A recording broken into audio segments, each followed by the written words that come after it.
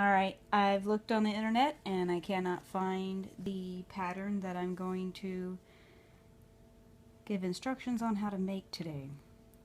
This is a cathedral pattern that my grandmother explained to me back in 1992.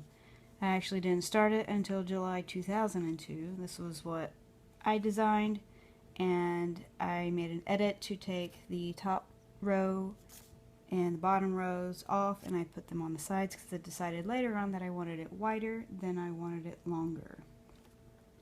So the pattern starts off with your colored fabric that goes on top, like this, plus your batting underneath, whatever loft you feel like using, and then also your flower pattern.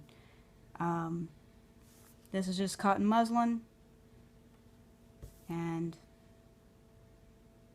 after you do that, it doesn't have any slits on the sides, so you need to go ahead and put those in. Make small little clips between every single petal, and then you can begin. Need a string long enough to be able to go all the way around, otherwise it's difficult to start and stop a new thread. This is going to be the inside, this is going to be the outside, the bottom, like this. Put your knot on the inside, just a little bit ways from the cut. Fold it over and begin stitching. Now you gently roll each one. Now you can poke it through more than one time if you're able to get everything situated well enough to do so. You do it once, slide it over a little bit more, do it again. Would recommend only doing 2 at a time, otherwise you won't be creating the correct curve. But you work your way all the way around.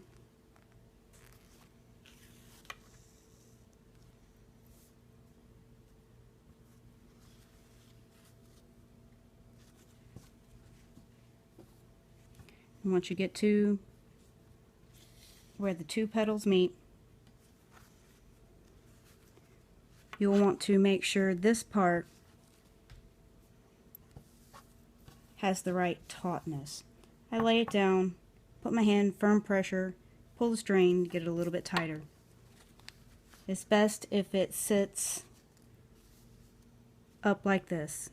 It makes it easier later on in a future step to be able to fold it over and it lay nicely. To move on to your next petal, you go through that part there and go through it again. If you happen to have any threads that are sticking out right here, you can catch it in this little loop to hold it down. And then you proceed on just like the first one.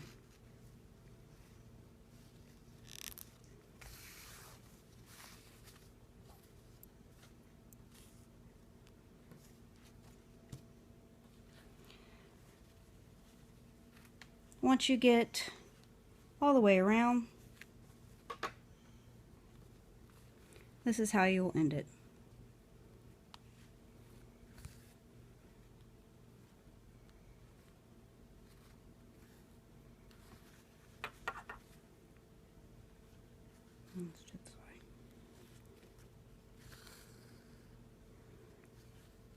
Those 2 strings right there, we easy just catch in the loop.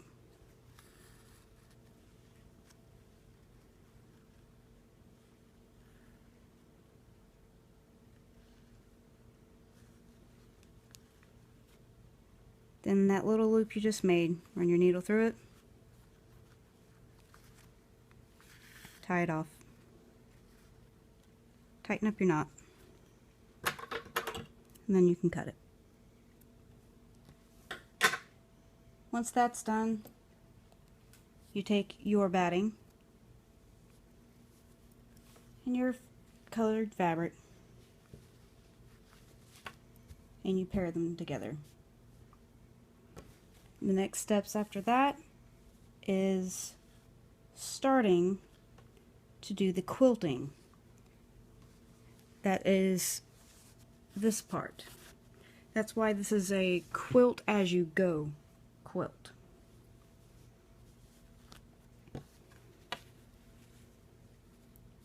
You can have your knot back here. I like to come up a little further away from the point, go back down into the point, then come back over. Helps hold things in place. This becomes a little tedious when you have to turn it back over multiple times to start your line all the way across.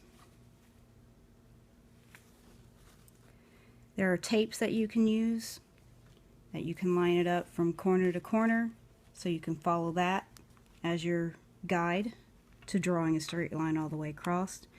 But I eventually learned how to run it from wherever you are to the corner you need to be, and it'll show you where you need your stitch.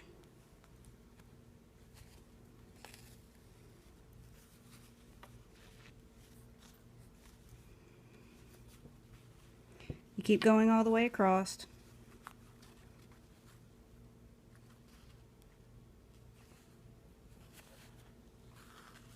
If there ends up being too much fabric back here or up here, you make the adjustments by doing a smaller stitch and then taking a little bit larger bite than you would have normally. And this helps gather up the extra fabric. So I would do a longer stitch here and a shorter stitch on this side. And that will gather it up enough that by the time you get over here, it'll be flatter. Just like how it is here.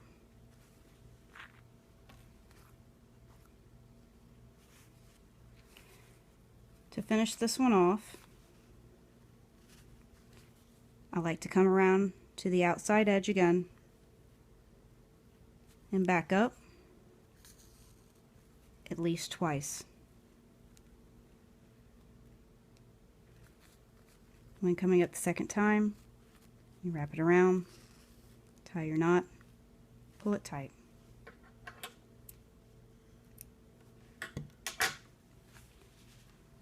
Once you get done with that, you'll have it all the way across like this. This is where giving that little bit of pillowiness will make it easier to tuck your sides in a little bit so it'll lay down nicely. Pin them in place. Now's the time, if it didn't have enough loft to come all the way to the edges, you could add some, or if it's too much, you could trim it off. Or if it's just a little bit like that, just tuck it in a little bit. Fold it over and pin it.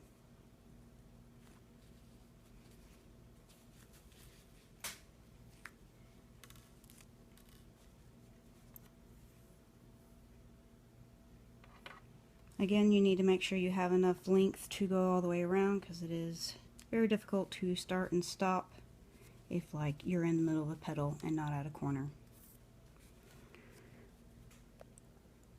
I like to get in, not here, but in between the layers. Bury that knot on the inside. Come up. Now this is going to be going on the inside layers. It does not go all the way through. You will not see this stitch on the back side. Slide it up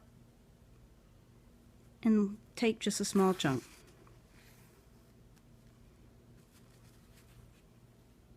It's sometimes easier to fold it over the finger to be able to feel all your layers, to know where you're going.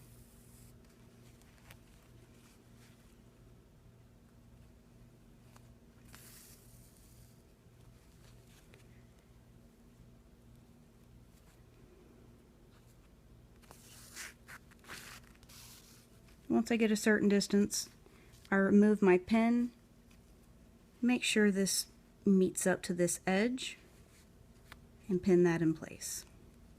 And then I continue working.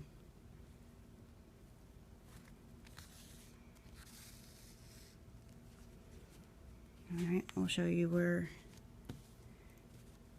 you get to a corner. You're still in between layers.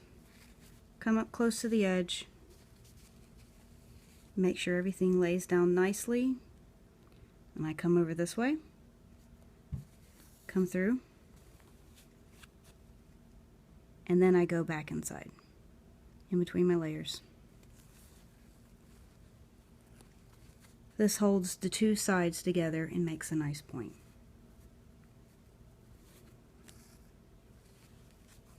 And then I go back to doing what I was doing before.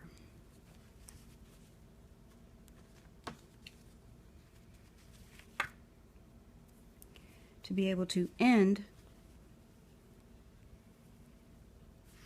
you go like you're going to the next block or petal,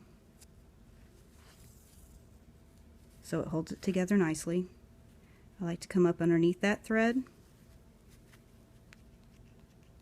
make my knot there, pull it tight, slide it back through one of these gaps in between the threads so I can pop that knot right onto the inside so you don't see it and it's not in the way and less chance of it coming apart.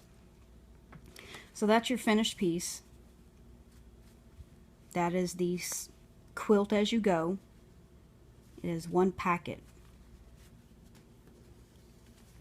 Once you get packets, you sew them together.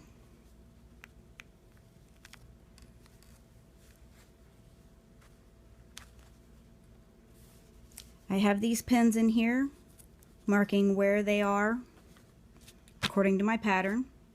They're numbered and lettered. Also, I have these patterns going in different directions in different places on my quilt. This is up and down, this one's at an angle. These stars, you can't really tell the pattern, but it is also in an angle. But I know if this is vertical, these two edges go together. If you take your pen, line everything up, just weave it in and out on that edge to help hold your place as you start. Now you don't really need a really long thread, as long as it's at least 3 times the length of the spot you're going to be sewing. Now I like to hide all my knots by poking them through,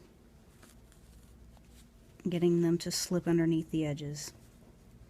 They don't always go nicely, but that's what I try to do. And then you take little bites, trying to keep them evenly spaced.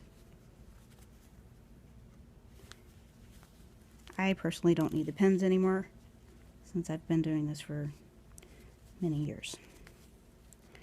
But I like to leave myself a little bit of space for sewing a few stitches.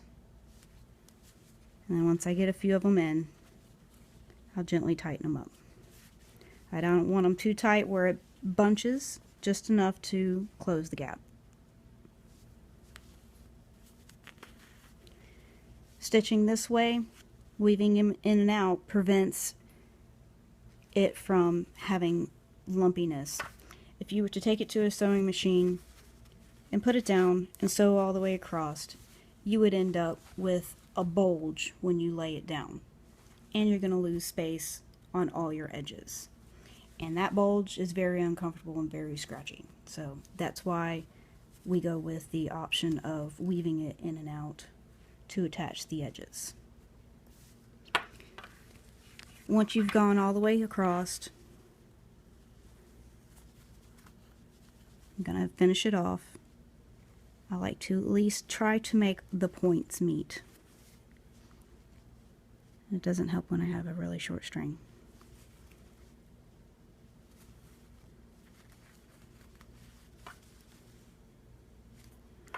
And then do the knot again, which I'm going to have to probably unthread it. If you end up coming up short like this, you can wrap it around just like you're going to tie the knot, but then you can rethread it,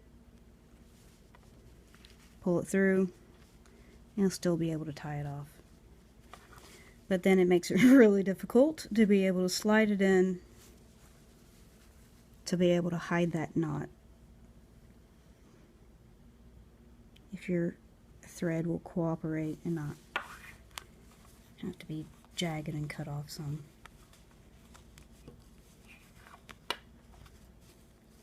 So you've hit it on the inside, you can trim your thread. And that's where I finished it off. You can trim the thread. Once all your edges are together like this, that's when you would come over to the quilt as if it was on that end, and this was the full row, and pin your edges together as best as you can on all the points if possible. So you have your row where it belongs.